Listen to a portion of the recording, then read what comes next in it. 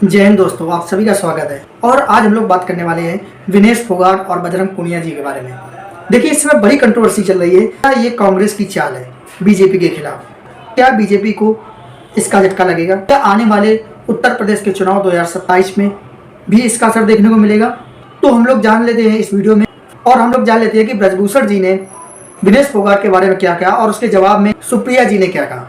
चलिए इनकी वार्तालाप हम लोग सुनते हैं और देखते हैं कि इन लोगों का क्या कहना है, इन लोगों की क्या राय है। क्या इससे कुछ राजनीतिक समीकरण का फर्क पड़ा है या ये एक सिर्फ चाल थी राजनीति में जाने के लिए? क्या विनेश फोगाट ने कुछ गलती की थी? हाँ, ये जानते हैं एक एक। बेईमानी करके विनेश फोगाट को जिताया गया और जिता करके भेजा गया, जिसका परिणाम ईश्वर ने वहां जाकर के दे दिया। जिस तरीके से हमने तो पहले दिन कहा था कि ये घटना झूठ है और ये कांग्रेस के द्वारा प्रायोजित है।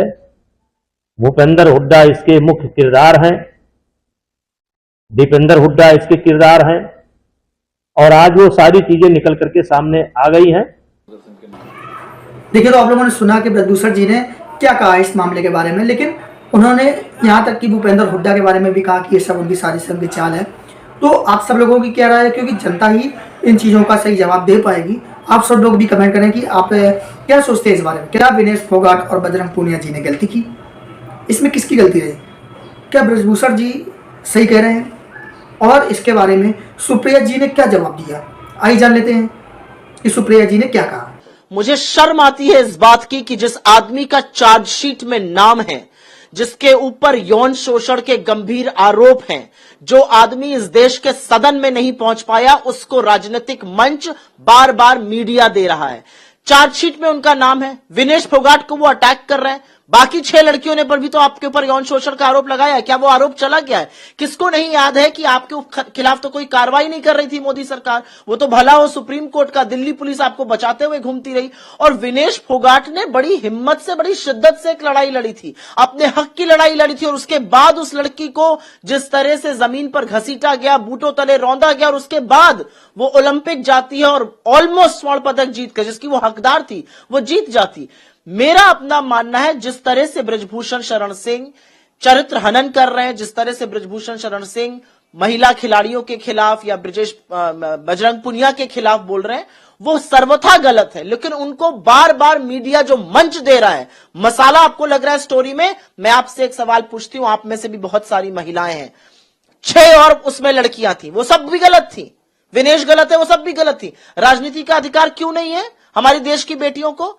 बबीता फोगाट को जब आप चुनाव लड़ाइए तो कोई राजनीति नहीं है, फिर आप टिकट काट के उनको दूध की मक्खी की तरह निकाल दीजिए। रविंद्र जडेजा आपको ज्वाइन करे, कोई राजनीति नहीं है। किस तरह की बातें करते हैं ये लोग? एक लड़की के साथ अन्याय हुआ, अन्याय के खिलाफ उसने आवाज उठाई, और आवाज ही नहीं उठाई, बहुत बड़ी लड़ाई पूरे सिस्टम से लड़ी, और उसके बाद उस लड़ाई को उसने जीता। और ब्रजभूषण शरण सिंह इस सभ्य समाज पर धब्बा है, कलंक है, और वो बार बार जो यहां पर कह रहे हैं हमारी हरियाणा में जीत वो और सुनिश्चित कर रहे हैं। और यहीं पर ब्रजभूषण सिंह का कहना है कि भगवान ने उनको सजा दी है। आपको क्या लगता है कि उनका कहना सही है और इस पर सुप्रिया जी ने क्या जवाब दिया है? आइए जानते हैं। ब्रजभूषण को सजा दी, ब्रजभूषण सदन में नहीं है, विनेश फोगाट अभी जीतकर विधायक बनने वाली है। भगवान की सजा जो है ना, समय का जो समय बड़ा बलवान है, और जब उसका डंडा चलता है तो बड़ा जबरदस्त चलता है।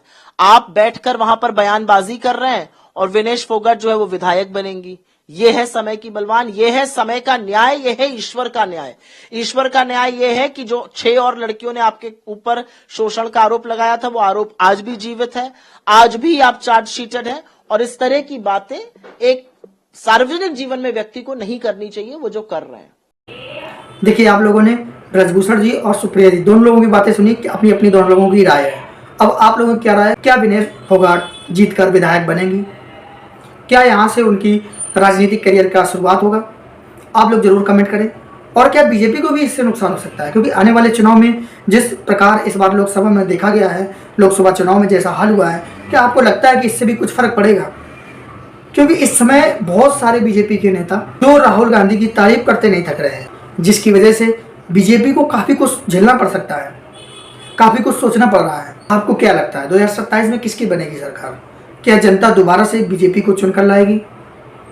आपका क्या कहना है? क्या यूपी में रोजगार, महंगाई के मुद्दे पे काम हुआ है। आप लोगों की क्या राय है जरूर बताएं।